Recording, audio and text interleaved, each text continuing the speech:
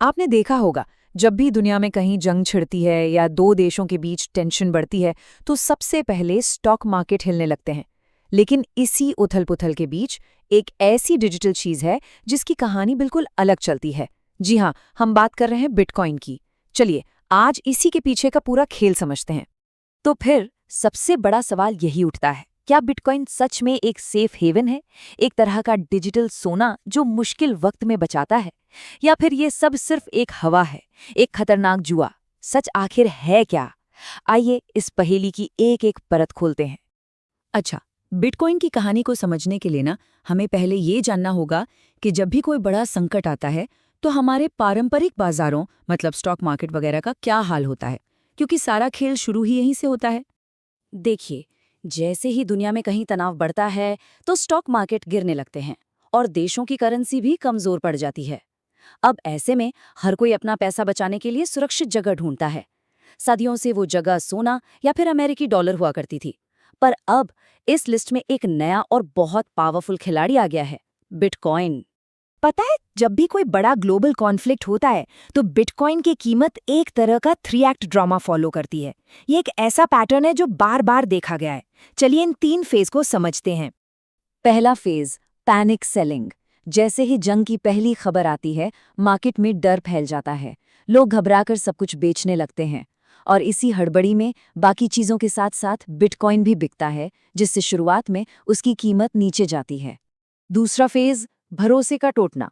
अब थोड़ा समय बीतता है और लोगों को दिखता है कि पारंपरिक बैंकिंग सिस्टम पर तो पाबंदियां लग रही हैं, एटीएम से पैसा निकालना मुश्किल हो रहा है और देश की करेंसी की वैल्यू भी गिर रही है।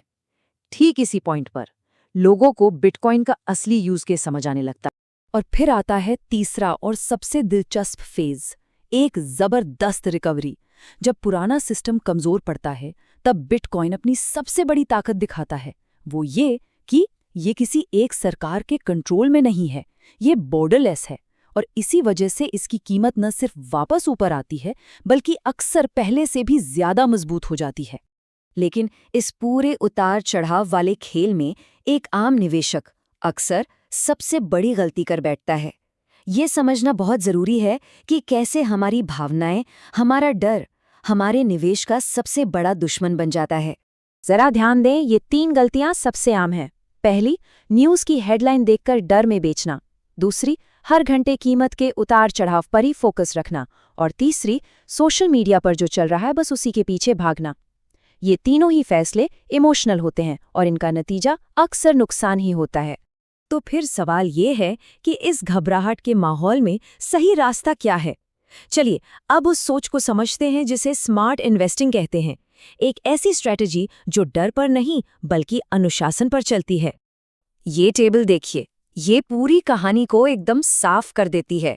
एक तरफ है आम निवेशक जो डर में बेच देता है, दूसरी तरफ है स्मार्ट निवेशक जो लंबी अवधि के लिए होल्ड करता है। एक निवेशक शॉर्ट टर्म की गिरावट से घबराता है तो दूसरा उसी गिरावट को खरीदने का एक मौका मानता है। ये सिर्फ 2 अलग सोच नहीं बल्कि 2 बिल्कुल अलग नतीजे हैं। और यही है स्मार्ट निवेश का मूल मंत्र, कि असली फोकस रोज के शोर पर नहीं बल्कि आने वाले कल की सुरक्षा पर होना चाहिए। जब बाजार में उथल-पुथल हो तो बस यही एक सोच काम आती है। तो ये सब देखकर एक बड़ा सवाल मन में आता है, क्या हम इतिहास के एक ऐसे मोड़ पर हैं जहां पैसे की परिभाषा ही बदल रही है?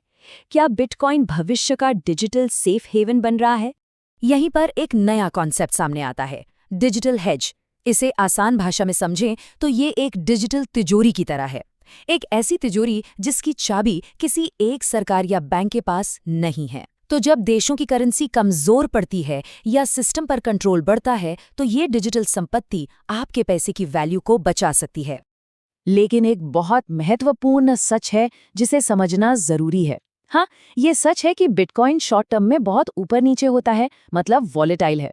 पर लंबी अवधि में ये पारंपरिक फाइनेंशियल सिस्टम के सामने एक इतने मजबूत विकल्प की तरह खड़ा हो रहा है जिसे अब नजरअंदाज करना मुश्किल है। तो आखिर में ये विश्लेषण हर किसी के लिए एक ही सवाल छोड़ जाता है। जब दुनिया में अगली बार अस्थिरता का माहौल बनेगा, बाजार डगमगाएंगे, तो क्या कोई घबराकर फैसला लेगा या फिर पूरी स्थिति को समझकर एक कदम उठाएगा? चुनाव सिर्फ दो ही हैं, घबराहट या समझदारी।